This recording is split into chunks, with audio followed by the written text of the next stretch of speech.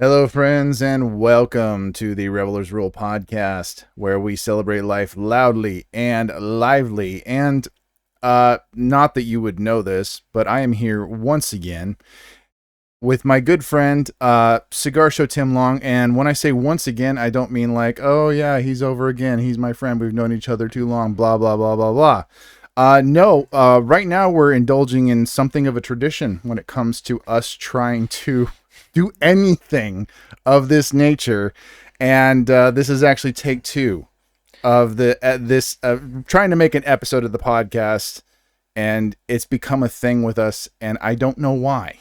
I have no clue. It is not my fault. It is technology's fault. No, tell them.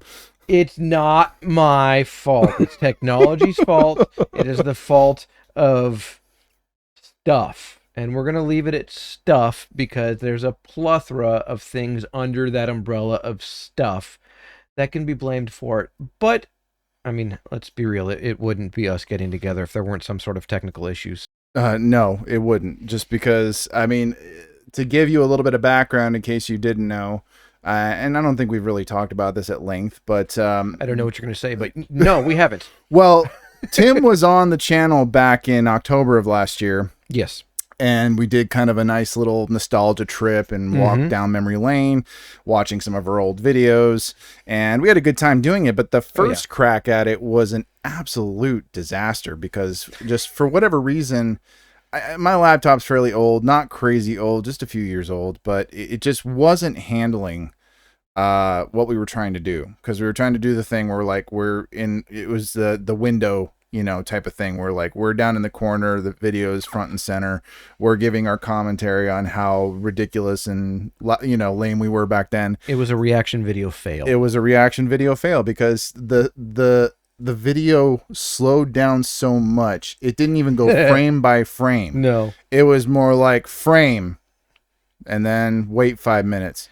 Frame and then wait 5 minutes, and it was just an eternity later. It was an absolute eternity later, and it was just, we had to try again and figure out how to make it work. And the same is true for this episode, because last time, for whatever reason, Tim's laptop decided, I'm not doing this, even though there was plenty of space for it to do what we wanted it to do, but I digress. Yes, and it's kind of funny that history repeats itself. But they say that those who don't learn from history are destined to repeat it. I thought we learned last time.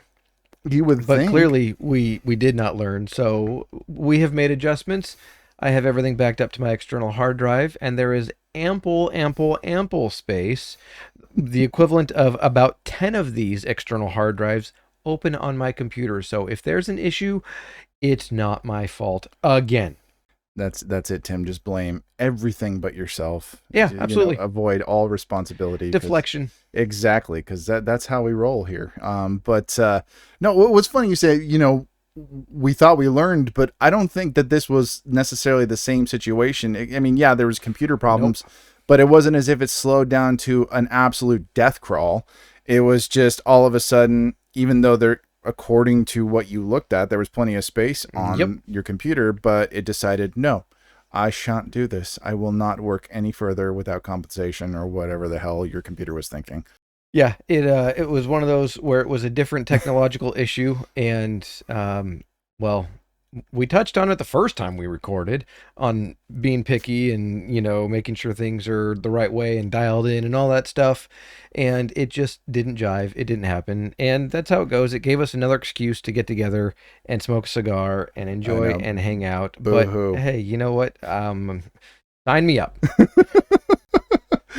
Well, now that we seem to have everything under a form of control, I mean, control is an illusion, so I guess we'll just have to see how this plays out. Controlled chaos, barely organized chaos. But I want to talk about what we're smoking tonight, because Tim and I are kind of keeping it thematic in that we're both smoking Luciano, and I am smoking the Resilient, courtesy of Tim. And Tim, what are you smoking tonight?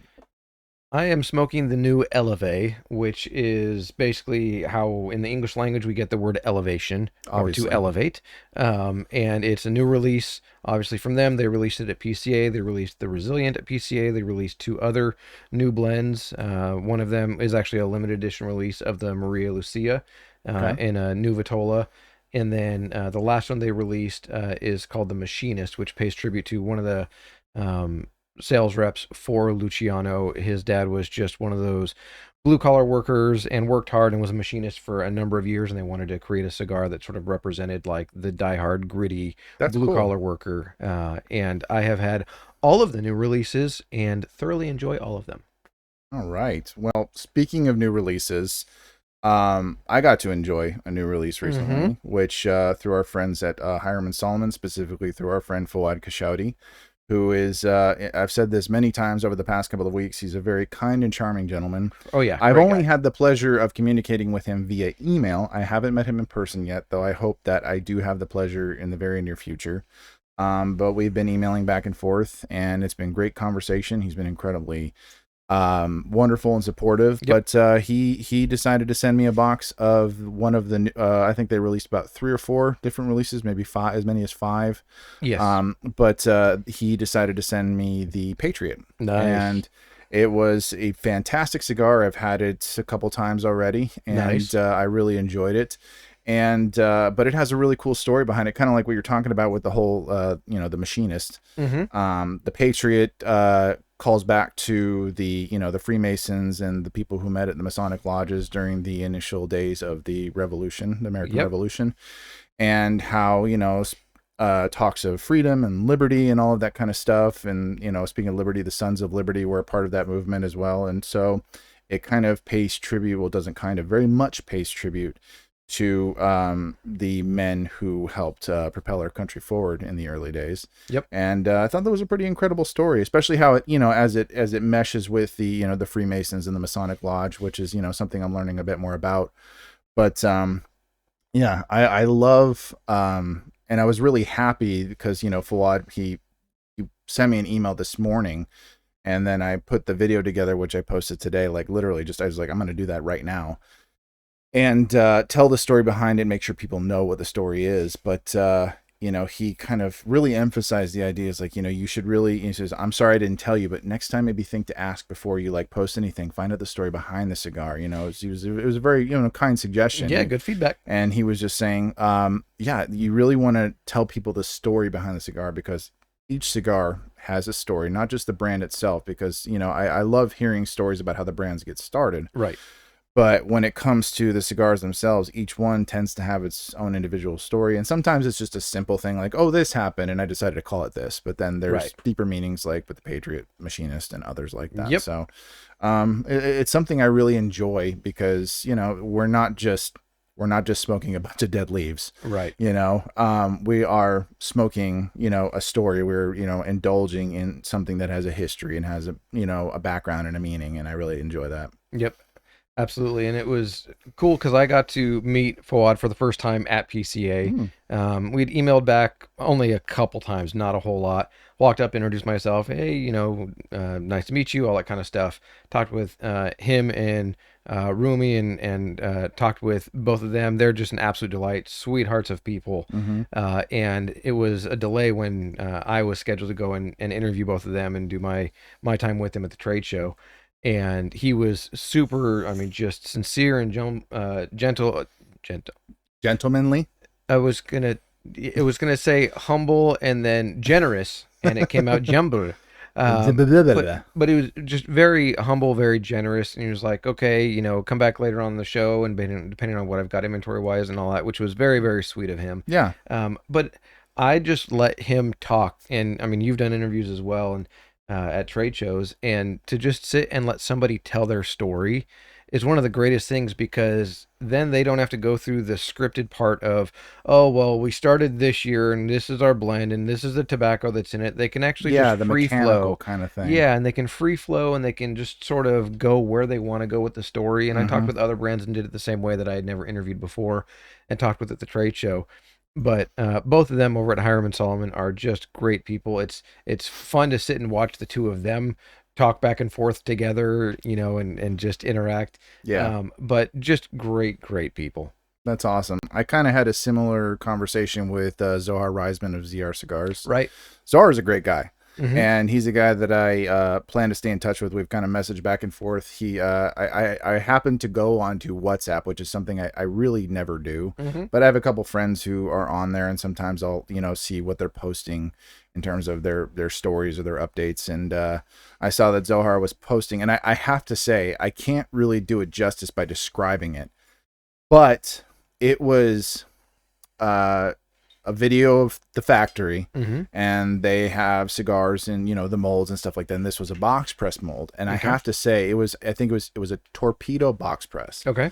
And it was the most perfect box press I've ever seen, like on any cigar ever. Like it was almost geometrically perfect in my opinion, because how box presses tend to have like rounded edges and things like that. This one was like an actual like box a brick press, like 90-degree angle, times 4.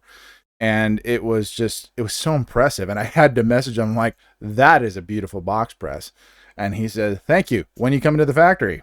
I'm like, yeah, I'll just hop on a plane right now, Zohar. I mean, how does dinner tonight sound? I would love to be able to do that, but the beautiful thing is, I have that open invitation. Absolutely. Should I ever be able, have the chance or opportunity to go to the Dominican, I know that he would say, "Hey, come on over here and check everything out."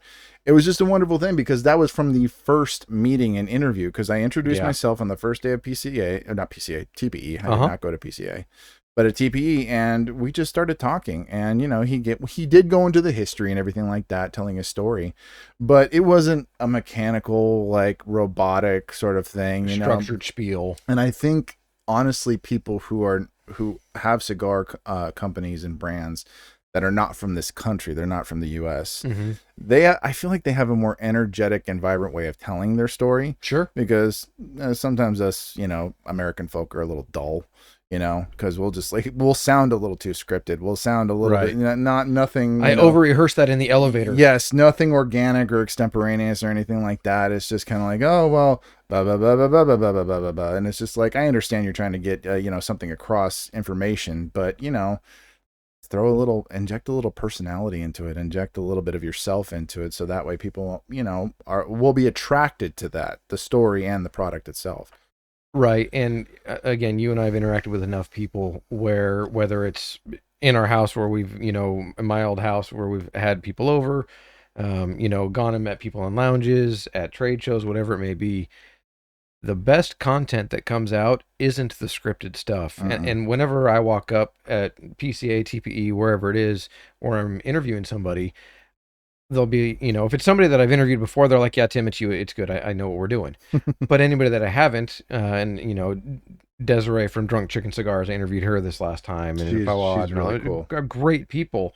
I sit down and I give them this 3-second line that says, I'm not the stuffy person that cares about why you use a certain tobacco leaf. I just want to have you talk about your story and share it. Yeah. And you instantly see them just kind of be like, oh, I get to have a regular conversation. The wall comes down. Yeah, the wall comes down, and they go, okay. And I mean, I talked with Law Ream, who had his YouTube channel, The Republic of Debauchery, who did cigar reviews and content and incredible production quality on what he would do. Nice. Well, he works for Zeno Davidoff now. Okay. And did the interview, and we had a couple people that cut in front of the camera, which happens to everybody when you're at a trade show. People just don't pay attention, and they tunnel vision, they just walk. And it happened, no joke, probably like 4 times while I'm talking with him. And he starts to laugh, and on his own, he goes, beep, and we're back. And just continue talking. He goes, Tim, you got to put like the colored line bars or do something and have it be a bloop, error, sorry, be right back in a second. That's when I have the most fun with editing. Oh, yeah. When you can kind of mess with a little bit, the bells and whistles, as it were. Because, I mean, you and I use different editing software, but you use the same editing software in the beginning that I use, which is, Filmora, which is a great editing software. Oh, yeah. If you honestly, Filmora, if you want to sponsor me, I would definitely be open to, making sure people use your product, because I friggin' love it. I've been using it for 6-7 years now. Good, easy to use platform. Very good, user friendly. Even if you don't do a monthly subscription and you just do the lifetime license, you still get a lot with it. But going back to what you were saying, like that's when I have the most fun, when I can kind of interject and throw little surprises in there, funny sounds or Little background. Yeah, little zingers and background noise. And it's just like I have the most fun because I'm amusing myself, and it's one of those things where because I'm amusing myself, I'm hoping that I'm also amusing the audience. Oh yeah. Because I mean, if I'm having a good time, I would like to think they're having a good time as well. So, Yeah. but no, that's hilarious. I love that. Yeah, it was funny because as he's doing it, he gets about 2/3 of the way through the interview, going over, what he wanted to share, what was going on with, Davidoff, and explaining the intent behind it, for a lower end price, premium quality cigars. And he pauses mid-sentence and he looks and he goes, Tim, this is probably my favorite interview that I've done. And I just start chuckling and I go, why? And he goes, because I don't feel like I'm doing an interview. I'm just having a conversation with you. He goes, I've done a lot of interviews this weekend at the trade show. No joke. This is probably my favorite because I don't feel like I'm talking to someone that's trying to pull information out of me. I'm just having a conversation. And I said, well, that's the goal. Yeah. I mean, plain and simple, that was the goal, is to just have a conversation.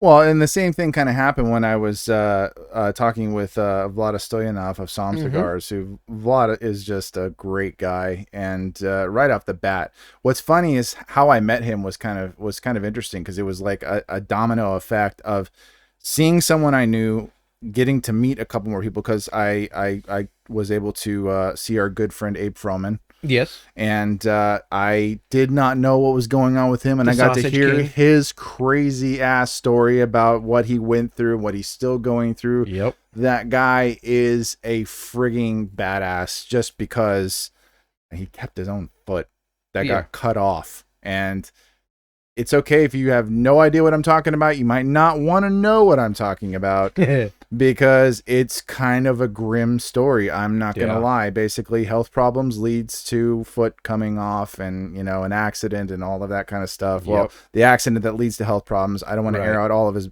business, but yeah, I bump into him. I hadn't seen him since we were in Arizona years and years ago. If you're familiar with Embargo Cigar Lounge, which is no longer in existence, unfortunately, in the Phoenix metro area, it was a great lounge. We got to go there once, or at least I got to go there once, and it was a great time. Yeah. And got to talk to him, and then all of a sudden, here comes Matt Booth, and I'm talking with him, and then Abe shows me pictures of Matt opening the bag where his foot was in, and Matt just kind of having this like excited, freaked out look, and I'm like, what did I just walk into? Right up Boofy's alley. And then here comes Vlad, and this is good looking guy in a suit. I'm just like, I think I need to talk to this guy. Something tells me I need to talk to him, and I did, and it was a great conversation. Oh, he's a great guy. We got to interview him while I was at TPE, and then I got to have him on the podcast and stuff like that. And that guy, he's got an amazing story just because he's from Serbia, came to the States, worked in hospitality. He's a sommelier of this, that, and the other. Hence Som Cigars. Yeah, hence Som Cigars, and I call him the Serbian sommelier. There you go. Because that's exactly what he is. That's true. Call it like you see it. Yeah, exactly. So it was just kind of the funny, course of events. Like I had barely been there for 2 hours. And that was kind of just the unfolding of events while I was there and just getting to talk to him. And, while I'm talking with him, at one point in the interview, he's showing me his 3D printer, what they, use to make their boxes, which are fantastic. And at one point, I'm trying to close the interview. I realize as I'm holding my phone, you can see my cigar right out of the corner of the phone. And I'm like, I better move this. And he starts laughing. And it was just like, it's funny how those things happen just because, and it makes it less mechanical, more relaxed. You may feel embarrassed for a moment because you're thinking, crap, I got this in the shot and I didn't want that. But then it's just like, things happen. It adds character to it. Yeah. And that way people are like, well, that was interesting. I've never seen an interview like that before. So it works out regardless of how haywire things go. Yeah.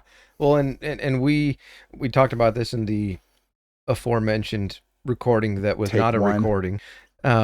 We've been really fortunate to work with a lot of different brands. I know that you just did an unboxing and all that for a humidor for Zyphy or the Zyphy family, Lighton, and all the other ones. And how when we look back to where we are now, and respectively with everything that's we've done on our own channels and all of that, never ceases to amaze.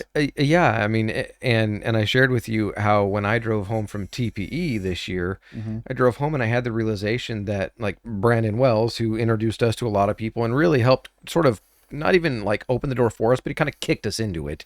Well, I mean, it was just one of those things where like it all goes back to just us doing a friggin' live stream back when it was Dad smoking cigars and you and I were doing it together. Mm-hmm. And he was on his recliner in his house. He was on his recliner in his house, and he just decided to, drop in. You know, we'd never had a conversation with him before. I didn't even know what he looked like prior to that because he didn't really post pictures of himself. He just posted, his brands and, certain elements of his trips and travels. Yep.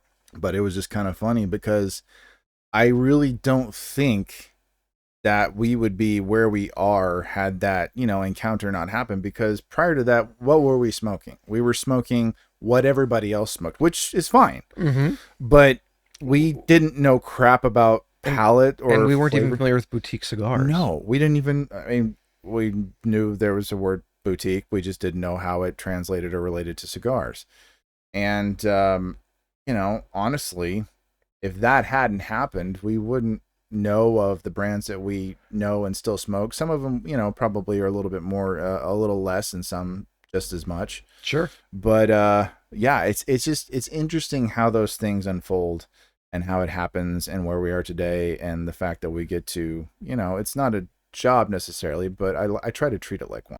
Yeah, and it takes work. And as I was driving home, because of what Brandon did to introduce us to people and sort of kick us in through that door, is I'm driving home and I'm thinking, of the list, and I'm not going to go through a list of names because it doesn't matter, but this brand and that brand and this person, and these reviewers or media people, if you want to just put under the umbrella of media for the trade shows, coming up and saying hi and all these different things, like, to somebody, and I know it because I was told this at PCA this year, to somebody who's just getting started, they view like where I'm at, and not that you're not, obviously, because you weren't there in terms of, being able to meet these people, but in terms of what we've worked for and worked towards, like, I realized driving home from TPE, they probably view me in the same way that I viewed Brandon, of like, wait, you have how many cigars? What, you have how many humidors? You know how many brands? Wait, this person, that person. But it's taken us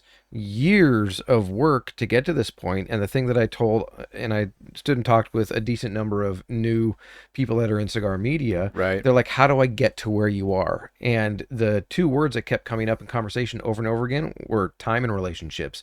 Because it takes time to get to, knowing people. It takes building relationships to be able to develop them, to be able to be trusted, to be sent cigars, hey, check it out, to be able to be sent accessories, to be able to be sent humidors, all those different things. And, we talked in the last episode of how somehow I've become this guy that brands send humidors to review, which I enjoy. It's fun. I never expected to, frankly, be anywhere that I am right now. But it's one of those things where when you put in the time, when you put in the effort, when you network, and when you build those relationships, some of those things just organically happen, and it's a huge blessing and a benefit. I mean, one thing, so John Huber with Crowned Heads is a fantastic guy. Great guy, one of the most generous men in the industry, another Luis Cuevas kind of person. Right. And Friday before the show opened, I'm walking by and just sort of scoping out the show, and was there helping out Luciano because I was there to support them. They sponsored all my content this year. Right. And I walked by him and I just said hi to him. And because of what traditionally has developed, not even intentionally, he goes, hey, tomorrow morning, you're my first interview, right? And I just chuckled and I said, yeah, because for the last couple of years, it's just turned out that my first interview is Crowned Heads and talking to John and doing all those different things. But you develop your relationships and you make a name for yourself and build a reputation to the point where you get to I don't want to say a level, but you get to a familiarity with these brands, right? Where they remember those little things because they see you just as necessary to them as they are to you, and it's a two-way street in a relationship. And so it's really cool when those kinds of things happen, and you get reached out to by Zyphy or by this brand. And I know you're working on a couple different things that obviously I won't talk about, but yeah. But you get to those points and you realize that they see just as much value in you as you do in them and that relationship. Right. And it just continues to grow and blossom and turn to this incredible thing so that we can continue doing what we do and putting out media content for the cigar industry.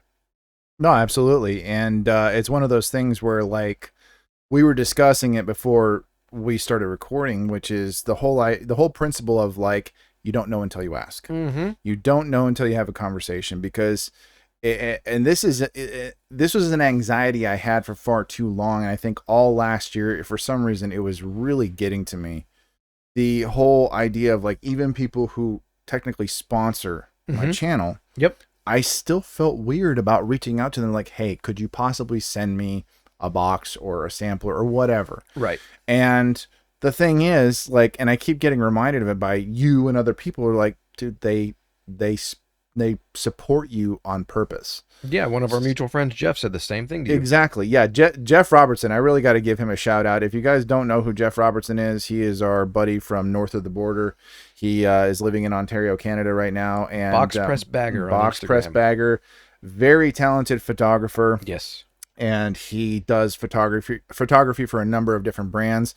And I really need to reach out to him because I haven't talked to him in a few days. But, you know, for the longest time, he kept drilling into me. He's like, dude, everybody knows what kind of a person you are and the kind of potential that you have to do really great things with your media. Sure. And not just the basic shit where you're just like, you know, doing the same kind of video all the time. Right. And, you know, hence why I started this podcast, hence why I wanted to make sure that, like, yeah, right now we're talking about cigars, but, you know, there's other things we could definitely talk about. Sure. And have conversations about while smoking cigars. I mean, everybody who has been, you know, listening to or watching my podcast, my first guest is a best-selling author who is a cult survivor. Yeah. I mean, for goodness sakes, how much more diverse can you get from that? Yeah. And she's a remarkable woman. And I was really, really happy and thrilled to have her on the podcast. And that's one of the things that it was like just really aiming to do is, you know, as it were, thinking outside the cigar box. Yep. Because yes, cigars are a platform. They are a launching pad. They're a conversation piece, and they are definitely at the heart of what we do, but it's not all that we do in terms of conversation or, you know, subject matter and stuff like that. But Jeff really he lit a fire under my ass. Good. Just basically telling me, he's like, dude, you could do so much more than what you're doing. And more to the point, there are people out there who not only want to see you succeed, but they also want to be a part of and help facilitate that success. Yeah, be a part of the story. Exactly. And he says, whether it's a brand or a friend who helps you with this or, you know, whatever it is, he really, really drilled it into me. And hence that's why I had a conversation with, you know, Kevin Shahan. He was on the podcast with Jeff, you know, Jeff, not Jeff. Yes, he was part of it, but Kevin, you know, put me in touch with someone who I'm partnering with, and I'm not announcing it here, not yet. I will be announcing it soon, beginning of May, which is just a few days away as of this recording. And, you know, partnering with a subscription service, which is the first time I've ever done that. And I'm super excited. I'm really looking forward to sharing with everybody. They're fun. The subscription company in question, you know, the owner, he's a killer guy, and he is straight shooter as it gets. And our initial conversation was a little bit like, at first I'm like, oh shit. You know, because, you know, this guy's not going to give me the time of day. Nah, well, not even necessarily that, but it's just like, all right off the bat, okay, I respect that. I respect that a lot. And it was just one of those things where, like, this guy calls it like he sees it. He is showing me exactly who he is right off the bat, and I can appreciate that. And he wasn't being a jerk about it. He was just being honest. He's like, okay, look, man, your numbers aren't that great.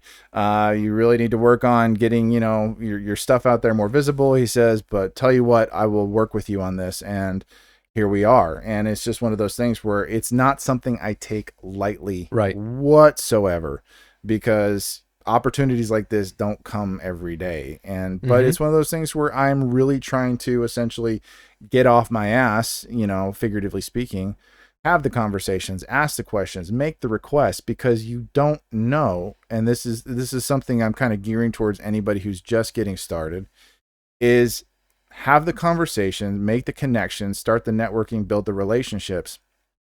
And if you have a request, the worst they say is no. The worst they say is no. Exactly. That, you know, just for some reason I'm going to get it out of my mouth. But but you just need to ask. You know, ask the question. Say, hey, would you be interested in collaborating? Would you be interested in doing this with me? And as I said before we got started, I said 8 to 9 times out of 10, they will say yes. Oh yeah. They will say yes. And now I want to make sure expectations are real, that it's not going to necessarily happen the first time you ask, No. because you're probably going to hear a few no's before you hear a yes, especially if you're looking for collaborations or sponsorships or endorsements. Yep. You have to build the relationships first. Mm-hmm. But once you do, normally, just because of the kind and wonderful people who work in this industry, they are inclined to say yes. Oh yeah, absolutely. I mean, BL Luxuries, formerly Black Lion Luxuries, but they can't use that name anymore. It's a whole story. But BL Luxuries, and Ron Real McCoy, who was a YouTuber, really, he was the first person that did a March Madness for cigars, called it Cigar Madness. Oh, nice. It's since been carried on by others that are separated from him, completely different channels and everything. But he was basically the curator for the first at least year plus that BL Luxuries was around, of getting the cigars, trying them out, doing all those different things. And when I left from another sponsorship from another Cigar of the Month club that had good guys, nothing wrong with it, it just wasn't working out the way that I wanted it to. It ran its course. And it did. It ran its course. And so when I talked with Ron, I was like, hey, just to let you know, I'm no longer with, Club X. And so if you guys are still at all interested, I'd love to be considered. And I didn't hear anything for a decent number of months. Now, keep in mind, they reached out to me when I was still with the old club, and I said, no, my loyalties right now are here because I've got some other things going on, and I don't want to bail. I'd rather take care of a relationship and see if it's going to pan out, all those kinds of things. And they totally respected it. And then I saw James Garcia, who basically runs BL Luxuries, him and Nick, two great, amazing guys, and talked with him at, I think it was PCA. I think it was my first PCA, or no, TPE, my second TPE. So it would have been 23. And was there and went up to him and I was like, hey, didn't know, I'm no longer with, Club X, all that kind of stuff. And, did Ron tell you? And he goes, Tim, we can bring you in tomorrow. It's not a problem. And I go, okay, so what do I need to do? And he goes, you told the wrong person. And I said, because I told Ron, and he goes, yeah, all you had to do was tell me. It'd have been done. And it was one of those just real world examples of the brands and the clubs and all that. They want to support people that they know they're going to benefit from as well, because they've got to have a return on the investment. Oh yeah, absolutely. Because they're sending out a package of cigars. A mutual benefit. Exactly. They're sending out a box of cigars that, maybe with shipping and everything, it costs them $20 a month or something. But doing that month after month after month, if they're not getting new members or subscribers or any of that, it's not going to be, beneficial for them. And, it was one of those things where it was like, you may still talk to a brand that you're like, I want to work with them. And you're thinking, this is the person because I've known them that I need to talk with, until you realize, no, it's actually the person over here that's the decision maker. I mean, with Casa Carrillo, formerly EP Carrillo, I'm still getting used to that. Yeah, right. And I've gotten to know a lot of their sales team because of Brandon and just hanging out with them and talking with them. I hung out with all of them at PCA a decent amount. But you develop an understanding of who to work a different aspect of that relationship with compared to others. Others, I'll walk up, I'll, pat them on the back. Hey, what's going on, brother? How you doing? And I know it's nothing more than that. And, oh, you need a cigar, Tim? Yeah, you know what? I don't have one yet for the morning. Hey. But then there's others where, you go and it's like, hey, this is what I'm doing. This is what I'm looking for. If it's not you, where do I need to go or who do I need to talk to? And so it's learning how to navigate those relationships so that, again, everybody benefits. Absolutely. And which kind of helps me segue. We were talking about this on the first attempt, as it were. And it's something I want to dive back into because for those of you who are not aware, I think it was about 3 years ago. I did a series back when I was still dad smoking cigars, which is, I honestly had a really good time recording it. Just because you did. I had so much fun because I was saying things that really I don't think anyone has said on any cigar channel. But anywhere. Everybody was thinking it. Everybody was thinking it, but I was like, you know what? I'm going to go out on a limb and grow a pair of balls that I don't think anybody else has yet. And I did a series called Why Cigar Influencers Are Assholes. And I know that and you said this the last time, when you say that out loud, you automatically think of someone that you encountered at some point 100%. During your journey as, and I honestly hate the word influencer. It's lost much of its meaning. Yeah. And it's pretty much turned into a meme of sorts. Yeah, it's funny because when it comes to influencer, there are the original term when social media and influencer and all that, Right. it was because I'm paid by this company to influence you to buy that product. Mm-hmm. And it's turned into, oh, well, I am involved in a hobby or in a niche market or industry, and I do this. So, hey, what do you think about it? Right. And at the end of the day, do we influence people's decisions on cigars? We absolutely do. I Yeah. mean, I get comments on my YouTube channel quite frequently, and I'm sure you do too. It was like, hey, because of this review, I went and picked it up. I just want to let you know I absolutely loved it. And getting those comments. So we are an influencer, to a certain extent, we absolutely are in that category. But more than that, we are a vehicle to disseminate information for the industry. And if that means that people listen to what we say and take us as influencers, then so be it. But really, what it comes down to is we're all just part of media for the cigar industry, whether you do a podcast, whether you do a YouTube review channel, whether you do, you're going Cigar Craig style or original Cigar Coupe style, and you're doing, Yeah. the blog style stuff, or your half wheel or whatever it is. We're all under the umbrella of media, but it does definitely have a level of influence in what goes on. But you're right. When you mentioned, there's always that one person that comes to mind when you think of, who is the a-hole in there. The person that came to my mind instantly doesn't have his YouTube channel anymore. He's not around, to my knowledge at least. He still enjoys cigars, all that kind of stuff. But he was one that had no problem saying, which was good on him, good, that he was real about it, of Yeah. saying, yeah, I'm in it because I get sent cigars and I'm in it for the free stuff. And okay, if that's your prerogative, if that's the way that you want to go, then that's up to you. But it also rubbed other people that create content in the complete wrong way of like, I'm in it Absolutely. for the freebies, I'm entitled, give it to me because I do this and talk about a cigar with rolled up leaves, then I should be owed these different things. And that's the total like wrong way, a-hole way to approach it for 99% of the cigar media, culture. We're here to help them. We're not here to benefit ourselves. Right. If that happens in the process, great, added benefit. But it's a not. perk. It's absolutely, but it's not usually the driving force. And during COVID, you and I saw so many channels Oh my gosh. come online, and some of them, like I said last time, some of them died and needed to, quite honestly, and some of them have disappeared, which is unfortunate because some of them I really enjoyed. Yeah. But a lot of people jumped on because they knew I'm home, I'm working from home, or maybe I'm unemployed. Well, I can smoke cigars and talk about it. And let's see, because I don't really have much money right now with COVID, if I'll just get sent a whole bunch of free stuff and keep making content. It's like, no, you are completely missing the boat on that one.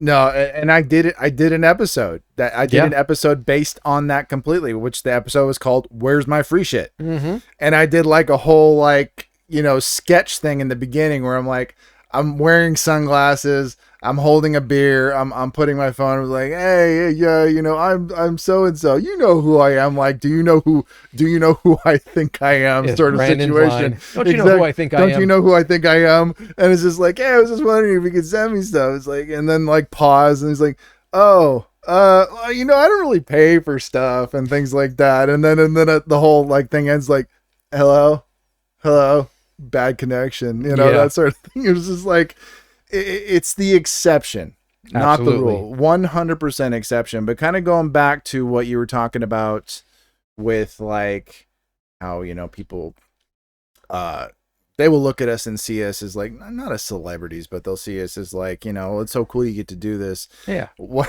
I got a comment on a video I did like 2-3 years ago. Okay. And it was on the Black Star Line Cigars War Witch. Oh, great if cigar. I'm not mistaken. Yeah, but it was the War Witch.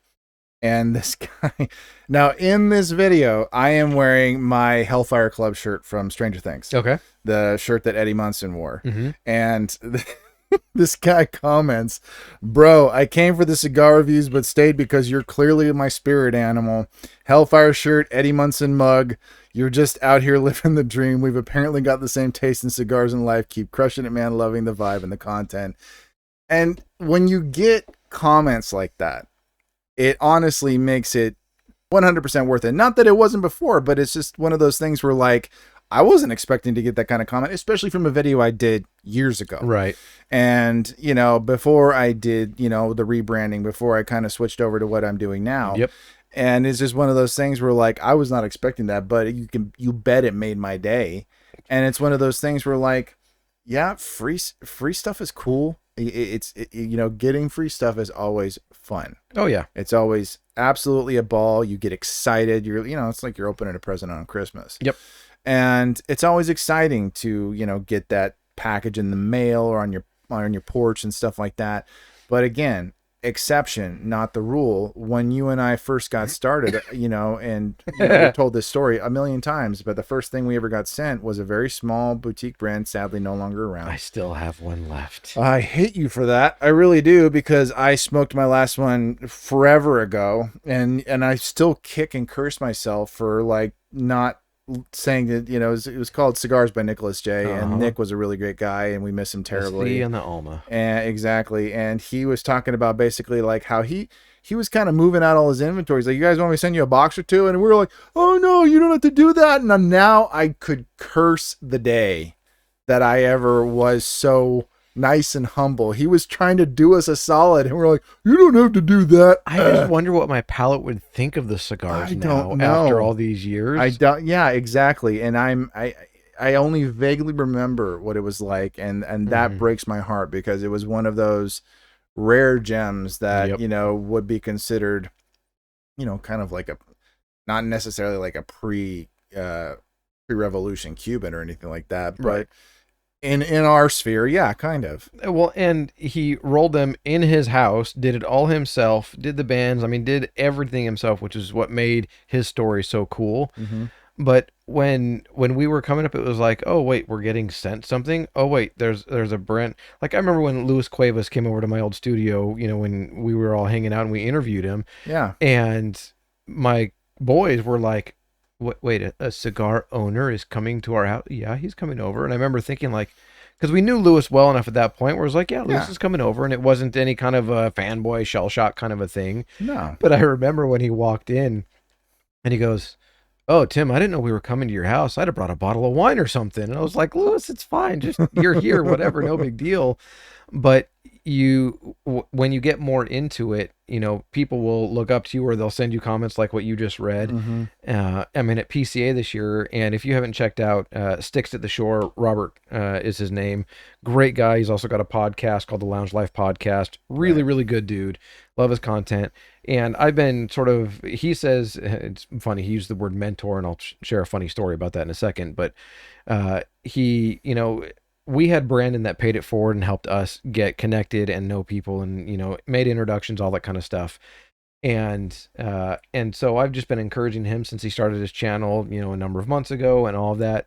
And he fanboyed out it was just hilarious to watch, but it was also really cool to watch, because it reminded me, even though I never really fanboyed out on anybody or anything, I would get excited like, oh, hey, I just Jack Tarano, and oh cool, I've got an interview with Eric Espinoza. When we first went the first time, that lasted like 5 seconds in a minute. But okay, and going through all that and being excited because I was sharing it with Brandon, I was like, yeah, Robert's like super fanboying on a lot of these things. He goes, I remember your first trade show when you would talk my ear off because of all the things you got to do. And I said, yeah, I was excited. Don't get me wrong. Full circle. It was all of that, but I never remember like fanboying over anybody at all personally. Just excited. It was a new thing. And it was exactly. And it was exciting. It was new. It was all of that.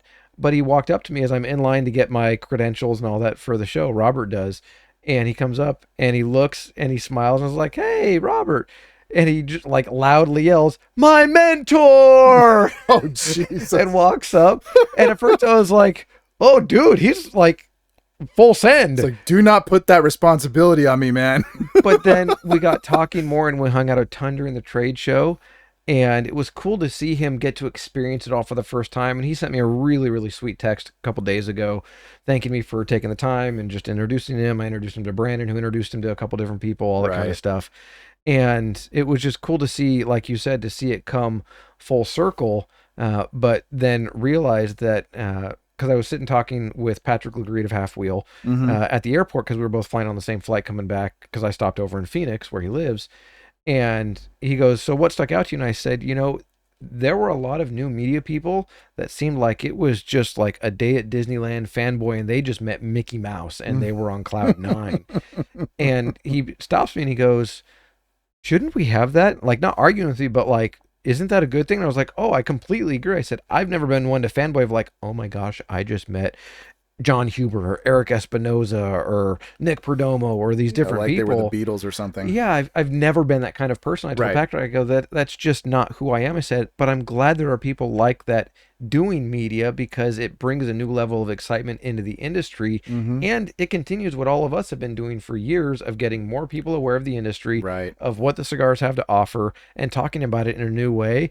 So it was kind of a full circle thing of like, oh, wow, I can see how Brandon probably viewed us at the beginning, you know, when he opened up his travel case and we're like, you have 150 cigars in there? Like, what? Because that's nothing compared when we went over to his house and he's like open up that like, you know, jukebox humidor he thing. Just got rid of it.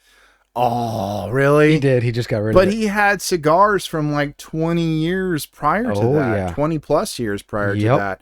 He had some of like the original like Camachos and and AJ Fernandez and stuff like that. Yeah, Free Davidoff Camachos and things like that. He had cigars that he was just collecting, like, you know, wine bottles, you know, like some people collect wine or bottles of whiskey. I mean, the same principles still apply. Oh yeah. But I want to tell you my very brief but funny Jack Tarani story. Yes, please do.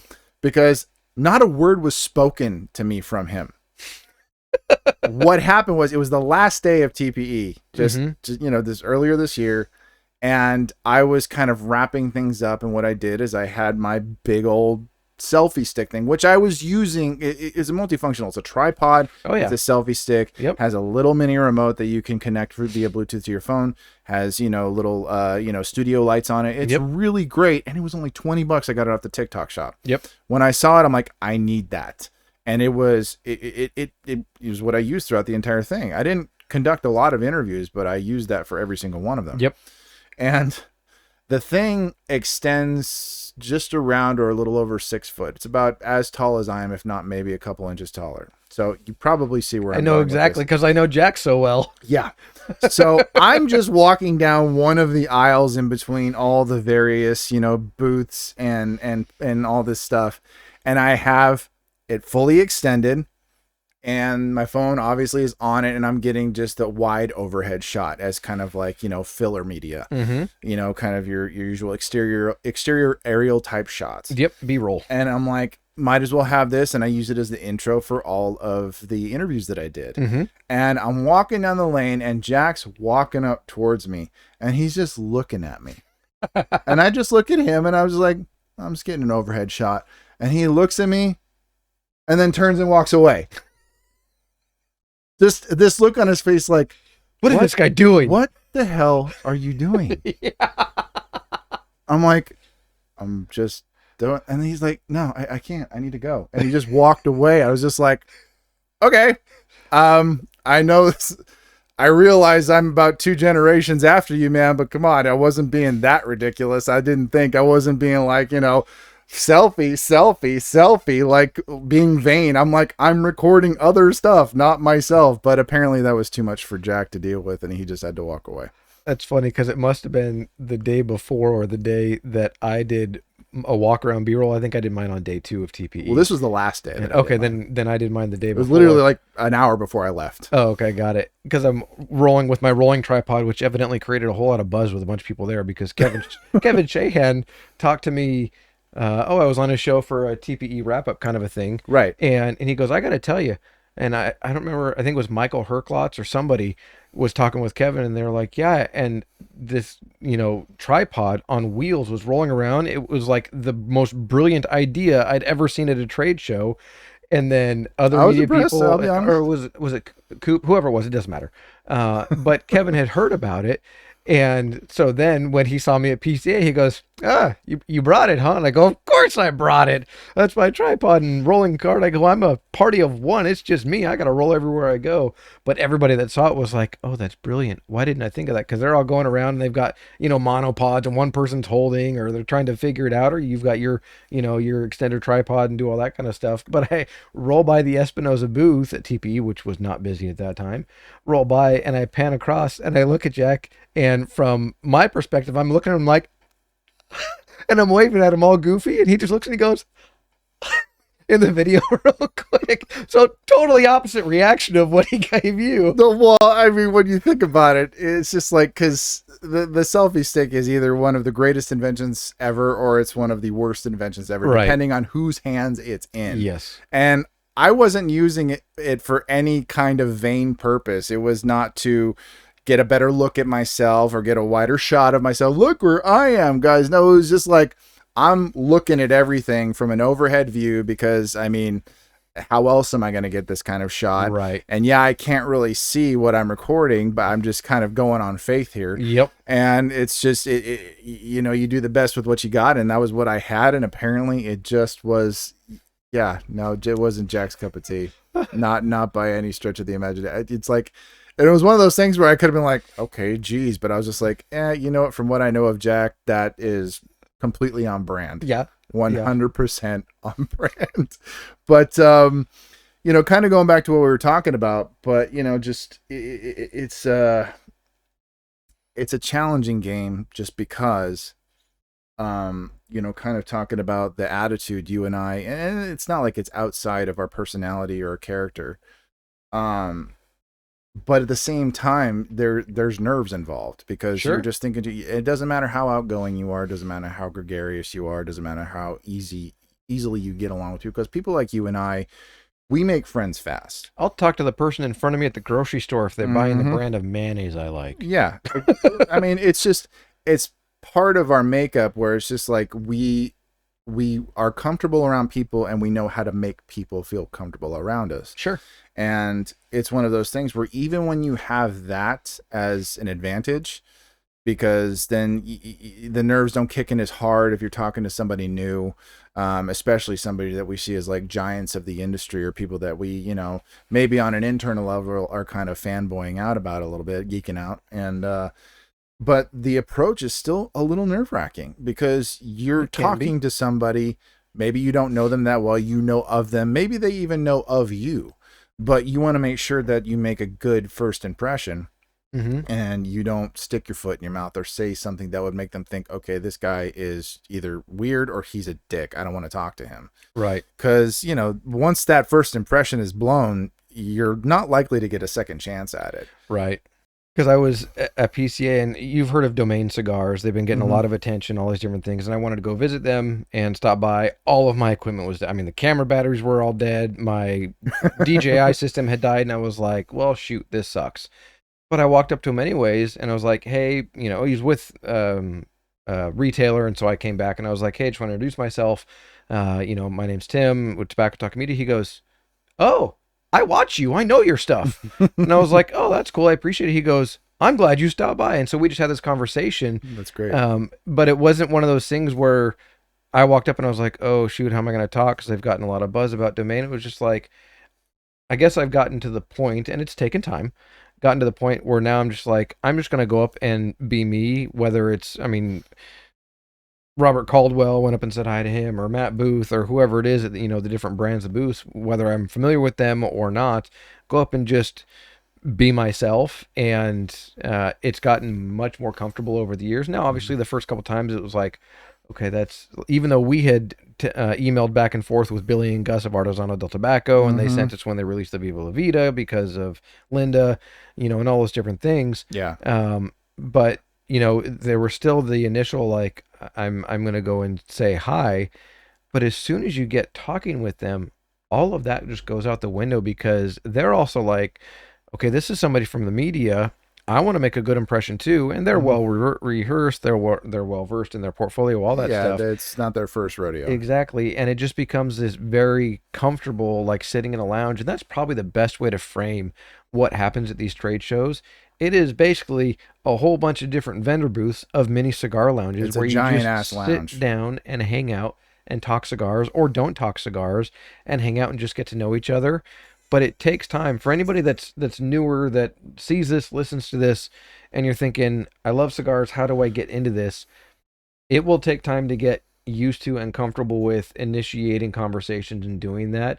But it's no different than when you're at, the checkout counter at Target, and, the cashier starts asking you a couple questions and you just bring up a conversation.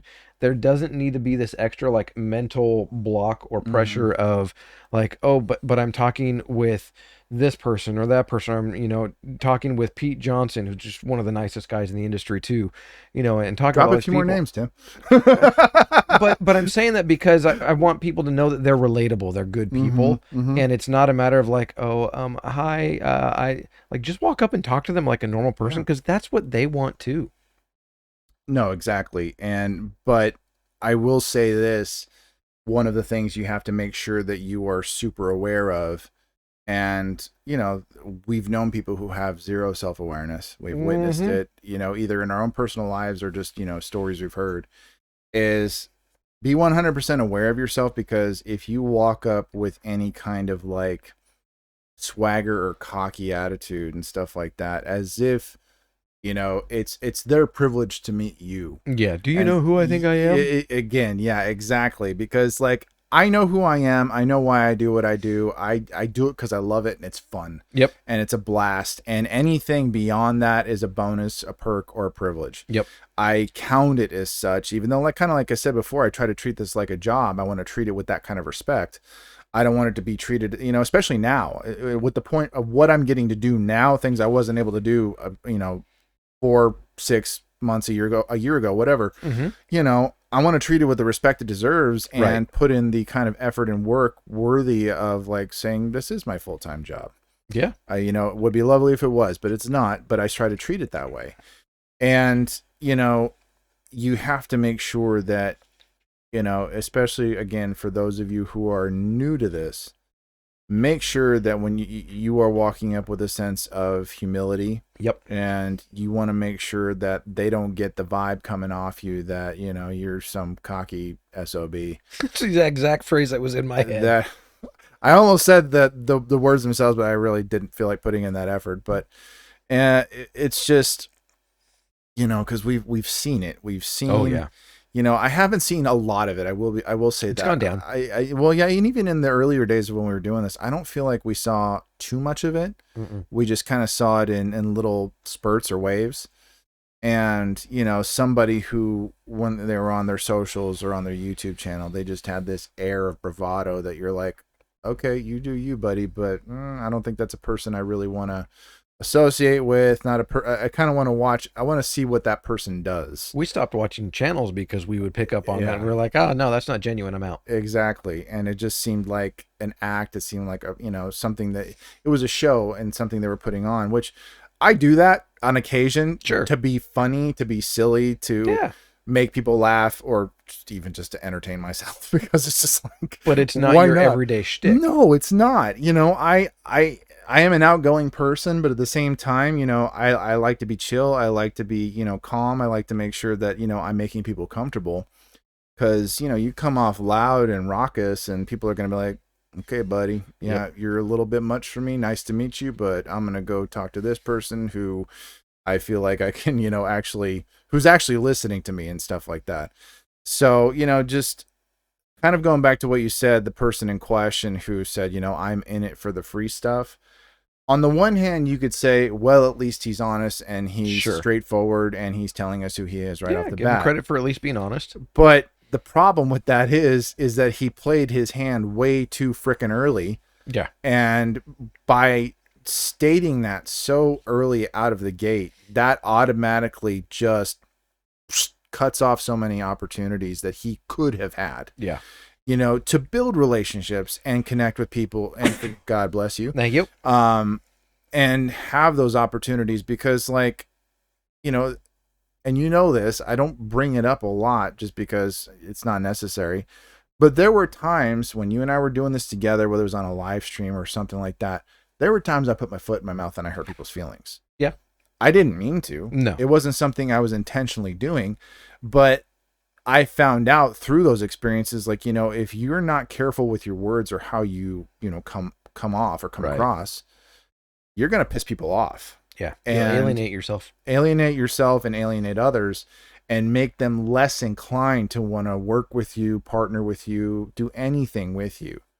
And it's a shame too, because like, you know, as opposed to like myself, where I was like completely unintentional, and somebody else like the guy in question who's just like, you know, I want the free stuff. It's like, okay, good for you, buddy. I wouldn't plan on getting too much of it. Yeah. Because people are going to see that and like, well, that's not a guy I want to give my stuff to because he feels entitled to it. Yep.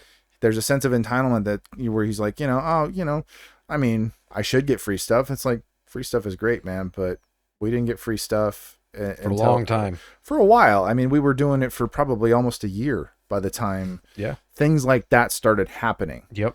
You know, I think, you know, the earliest was with like kind of Brandon. He was hanging out with us and he's just passing along cigars. Right.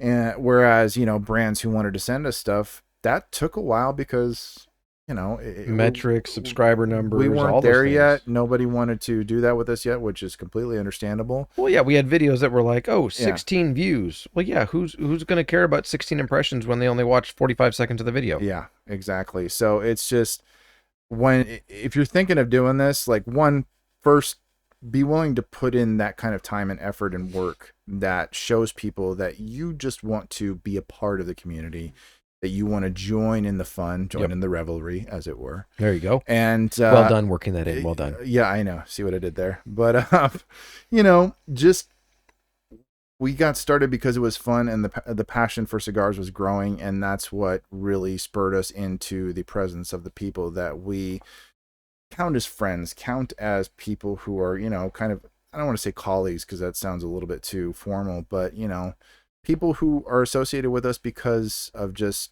the fact that we enjoy it just as much as they do. Oh, absolutely. And, you know, some of these people have become like family to us. I mean, I look behind you and I see Casa Cuevas. I mean, the Cuevas family is, we've both been told if you're ever in Miami and you're not staying at my house, I'm going to come kidnap you.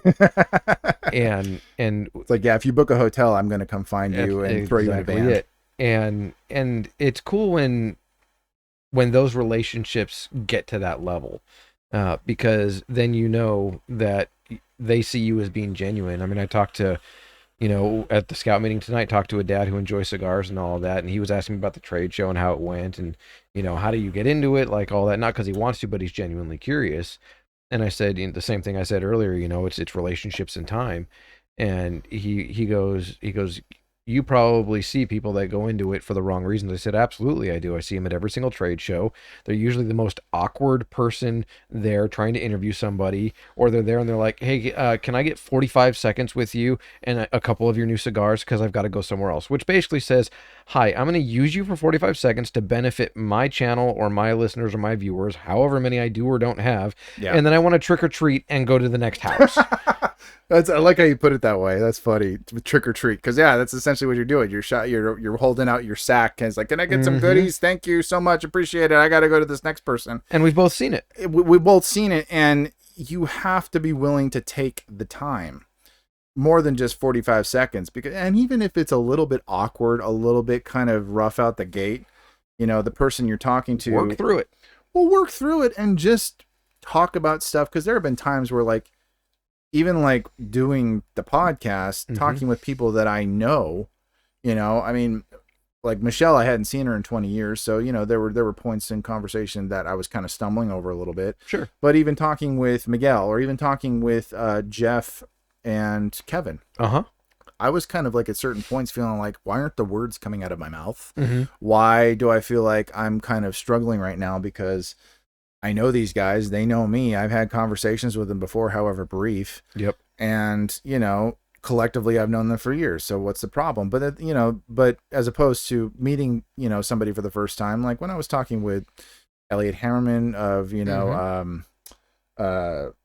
V Deluxe and, you know, Zohar and stuff like that. And then talking with Lada, each conversation flowed in a different way. Right. And each of them had different ways of speaking and addressing, you know, the camera, my audience and stuff like that. And I'll admit there was a little bit of like awkwardness that I felt on my part, because it's like, I don't know these guys. Right. I've never met them before. I knew about, Zohar. I knew about ZR Cigars. I'd smoked one of his cigars before. I'd never talked to him until I went up and interviewed him the day after you interviewed him. He was like, oh, yeah, I talked with Kyle yesterday, and so let's do different questions. Okay, let's go. Yeah, no, just class act of a guy. Oh, great guy. And I honestly love the way he speaks. Yeah. It's just, it was a pleasure to listen to him talk. And, but it's just one of those things where, like, no matter how awkward it is, just keep talking, touch on certain things, try not to make it too mechanical or robotic. Yep. Because it happens and it can be cringy as hell. Oh, yeah. And, but I think it's easier when you really just want to know more about the person and their brand. You want to know their story. Yep. As opposed to being like, having kind of an attitude or a veneer of just like, oh yeah, hey, let's talk for a second, and then I'm gonna go talk to this person. You come off as being way more important than you actually are. Oh yeah. And it's one of those things that it's like a train wreck. Yeah. You can't look away. You keep watching because you're just like, oh my God, that was weird. And then, like, maybe the person that they were interviewing, you talk to them next, they're like, how did that go? I'm sorry you had to endure that. Like, what was that? He's like, I don't know, man. He was just here and then he was gone, and I don't even really know what we talked about, stuff like that. So it can be a little bit rough out of the gate, but just relax and just have a conversation.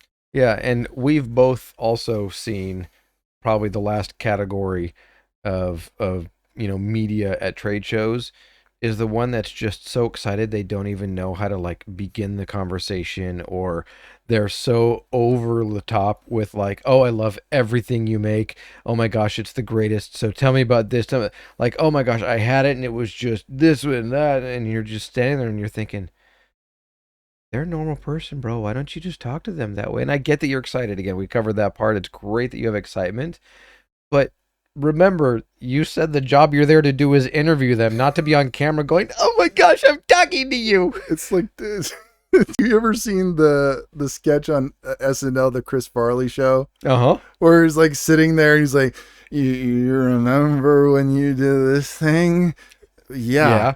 It was awesome. Yeah. That's sort of like, and it's like, it's cute in a way because they're just so excited, but they become so excited that they end up tripping over themselves, and it's both heartbreaking and entertaining as hell because you're just like, you feel bad from, like, oh, little guy. That was your first impression with him. Having so much trouble, dude. Take off your floaties. This is not the deep end. Relax. Yep, you're good. The water's warm. You can come in. The water's safe. fine. Don't worry about it. It's just like, if you feel like you're drowning, let the guy talk. Let him say a few things. Don't trip up over yourself. It's fine. It's not that deep. Yep. It's just, it's funny. But one other thing I kind of wanted to talk about too, like with that, which is like, fine, whatever. You're in my studio, man. You're in my house. Crap. I'm gonna take my microphone and go home. Was the last video I did was the whole idea of, like, making sure you're well aware of the fact, or just being mindful and intentional with this, is remembering it's not a competition in between creators. Not at all. Now, I will say this, and I hope this doesn't offend anybody who does what we do. People tried to pit us against each other after we separated. A little bit, but it didn't last very long. No. Because it was just like, okay, I'm not indulging this bullshit, so just... We knew the truth. Walk along. But not even that, but where it's just like...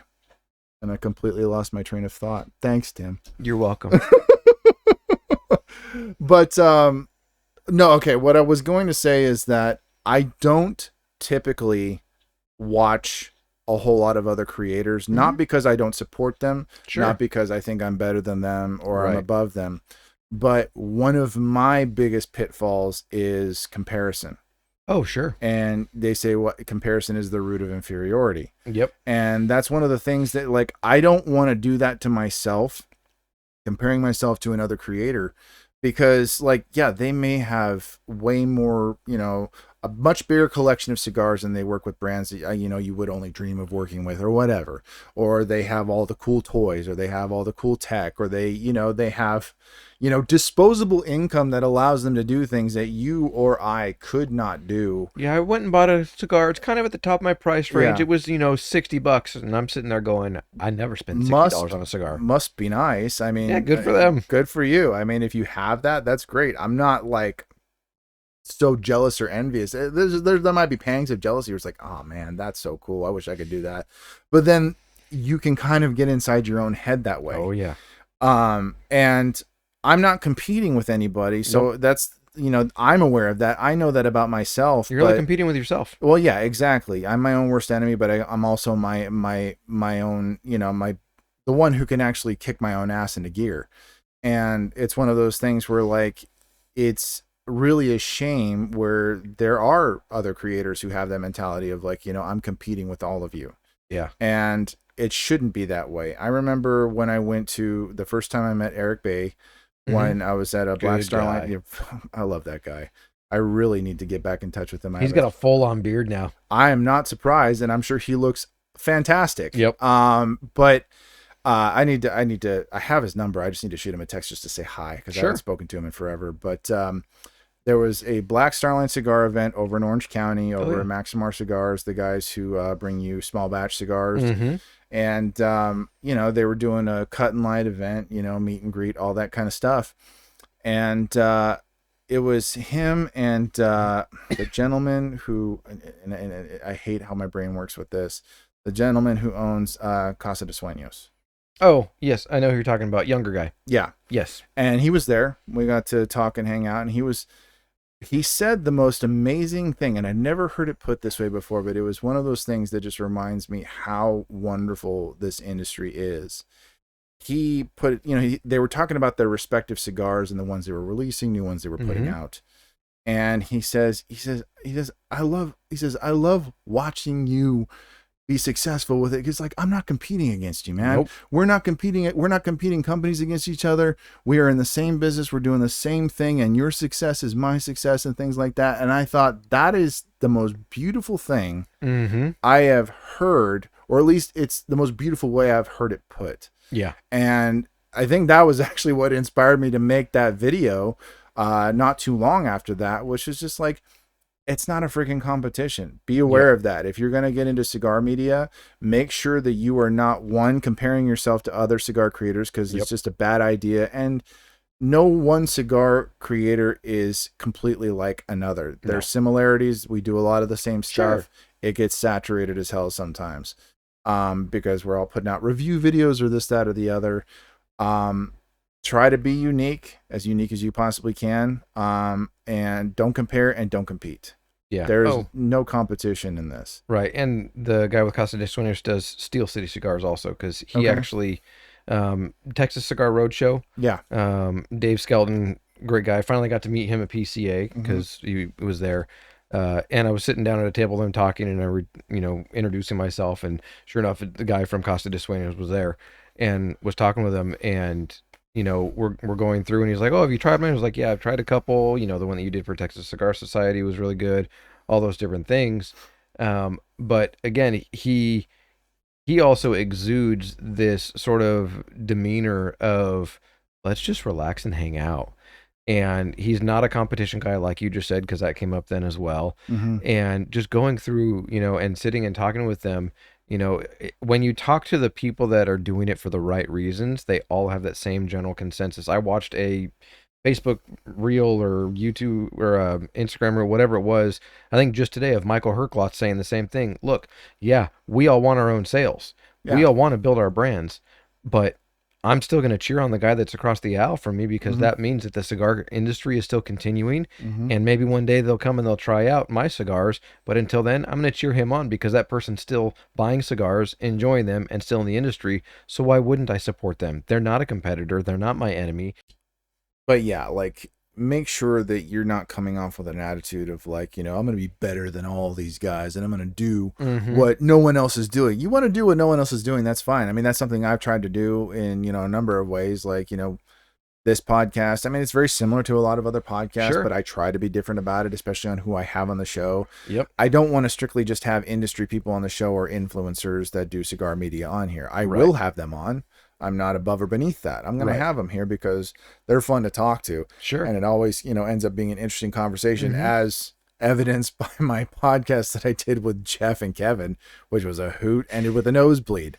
And Yep. I was not, if you had asked me earlier that day, hey, what if I told you that at the end of it, somebody's going to be bleeding? Like, what the hell happens during the podcast that causes somebody to bleed? Yeah, right. I mean, not something, it's like Jeff said, he's like, this is a smoking revelry first. I'm like, yeah, you damn straight it is. Yep. But, I try to do what no one else is doing, not for the sake of being better, not for the sake of like, just being, above everybody else. I want to do what nobody else is doing because I kind of want to just, essentially It's what you enjoy. test the water, see what I can kind of kick up, see what I can kind of stir up, see what I can generate interest in. I actually have a strong desire to bring back, cigar news, your week in cigar news. I had a lot of fun doing that. Yeah. The outtakes were always funny because I always end up getting tongue tied and things like that because I'm trying to read that's one of the few times I actually have a script, Right. because I'm trying to make sure that I'm not just parroting it from whatever news, cigar news source that I'm reading from. Yep. I tell the news story, but in my own words as best I can, and citing my sources. Yep. But I always had a good time doing that. And, I think I could do that in a different way and stuff like that. Creating is just, that's the best part of this. Yeah. Aside from the cigars, the best part of this is the creating and having something out there for people to consume and enjoy.